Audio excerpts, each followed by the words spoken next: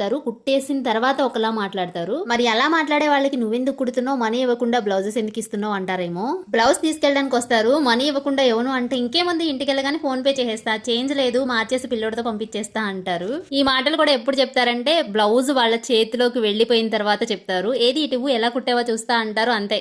ఇంకా నా చేతికి వచ్చేది లేదు, మనీ ఇచ్చేది లేదు, ఇంటికి వెళ్ళిన తర్వాత పిల్లోడితో పంపేది లేదు, ఫోన్ పే చేసేది కూడా లేదు. నేను కూడా చూస్తాను వారం 10 రోజులు వస్తారేమో ఇస్తారేమో అన్నట్లు, కానీ వాళ్ళు రారు ఎవరు కూడా.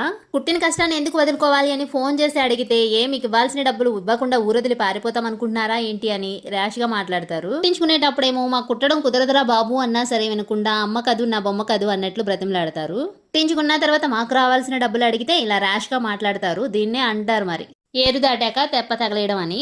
దగ్గరకు వచ్చే కస్టమర్స్ లో కూడా ఇలాంటి వాళ్ళు ఎవరైనా ఉన్నారా? కుట్టించుకునే వరకు ఒకలాగా మాట్లాడతారు, కుట్టించుకున్నాక ఒకలాగా మాట్లాడే వాళ్ళు ఎవరైనా ఉన్నారా? ఉంటే కామెంట్ సెక్షన్ లో తప్పకుండా కామెంట్ చేయండి.